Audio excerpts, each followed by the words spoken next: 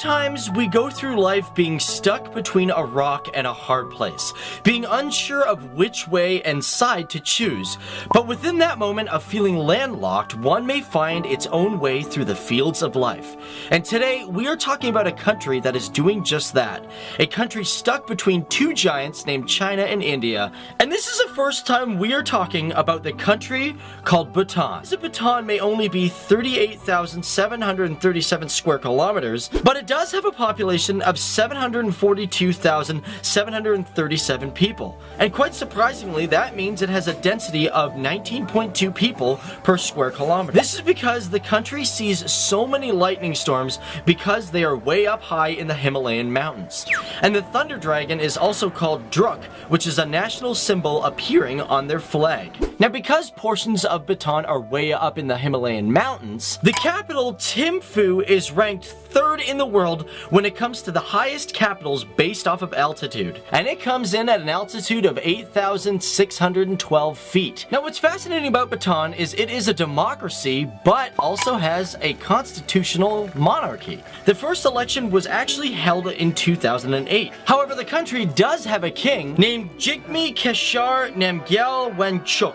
And let's not forget his queen, Queen Jetsun Pima. Now, Bhutan is a small country, but it's interesting to look at because it has things that other countries don't have. And one thing for sure is that this country is the only country where its forests absorb more CO2 than the country even produces. And believe it or not, its citizens have constitution obligations to protect their environment. And that means 60% of the nation has to stay as a forest. And if you were to ask me, I would say that the people of Bhutan are probably the biggest environmentalists on the planet. And being green is not just for the trees, because the government of Bhutan has an amazing amount of renewable energy. And that energy is hydroelectric.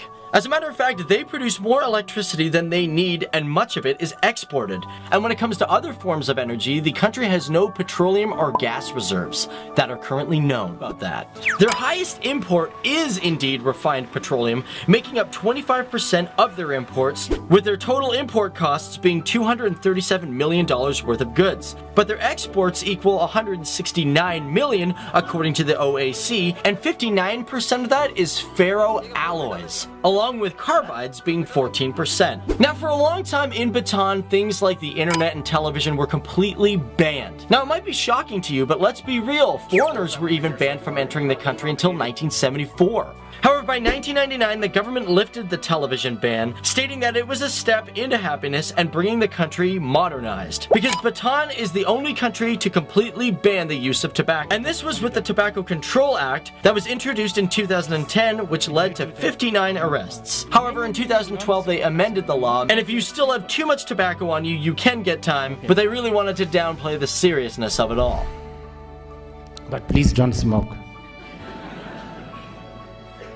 From my heart, I'm telling you, for your lung and all of that. Now, although some people like to consider Bhutan as the least developed country in Asia, it actually comes in first for economic freedom, ease of doing business, and peace. And believe it or not, it is second in per capita income for all of South of Asia. So I don't know about you guys, but I think Bhutan is a rather interesting country that is developing. But that's it, everybody. My name's Dave Wappel, and I want to thank you guys for taking time to learn about your neighbors and learn about your own country and learn about other countries from around the world. And with that in mind, if you guys got a suggestion for a future FTD Facts video, you know where to put it down. But other than that, it's been really fascinating to learn more about Bhutan, a small country that continues to work for the bigger picture, a country that manages to remain peaceful around its big neighbors while having relationships with other countries around the world. This is the country and the people of the Thunder Dragon that reminds us, no matter how small you are, stand up, be proud, and show the world